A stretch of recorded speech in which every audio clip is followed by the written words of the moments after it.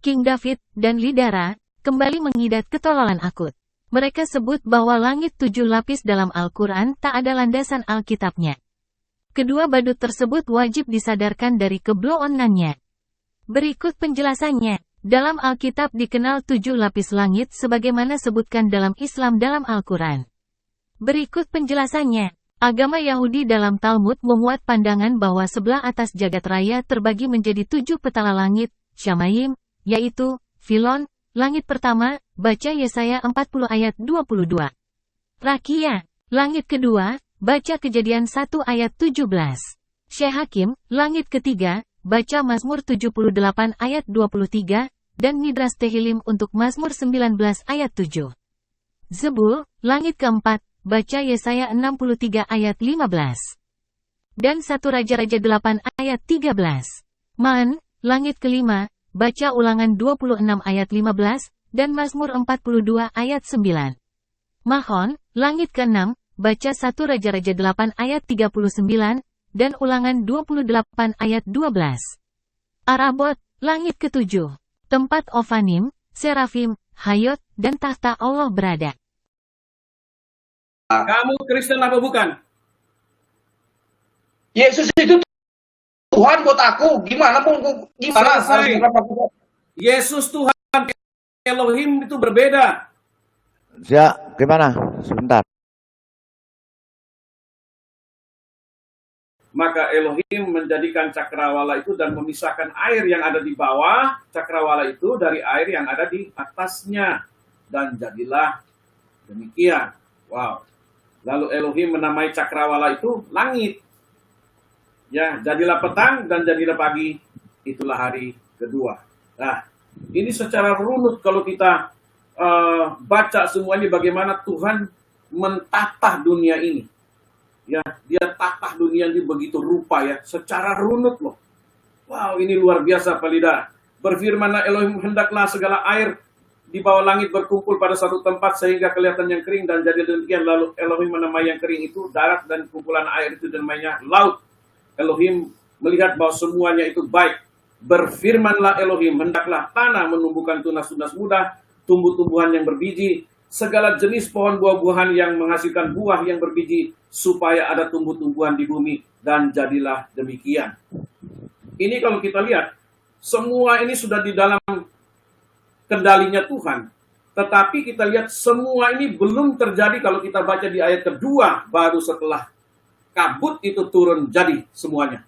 Wow, luar biasa ya. Tuhan kita itu dahsyat. Jadi sampai dengan manusia hari ke-6, itu juga Tuhan berfirman, baiklah kita menjadikan manusia menurut rupa dan gambar kita. Wow, luar biasa Pak Lidara. Tidak ada Tuhan yang seperti dia. Jadi kalau ada Tuhan lagi yang lain yang datang mengatakan dia menciptakan langit dan bumi, lalu langit nanti dinaik ke atas, dibikin lagi, turun ke bawah lagi, nanti bikin lagi, naik lagi ke atas, lalu pisah-pisahin lagi itu langit dan bumi. Itu bukan Tuhan. Kalau Tuhan yang benar, ini yang kita baca hari ini. Firman-Nya begitu luar biasa. Dia menciptakan pada mulanya dia katakan. Berarti pada awalnya. Ya sudah tidak ada yang lebih awal lagi. Dia menciptakan langit dan bumi sudah jelas. Jadi, langsung jadi. Ya orang bilang kun fayakun. Jadi, langsung jadi. Tidak berangsur-angsur jadi. Itu baru Tuhan.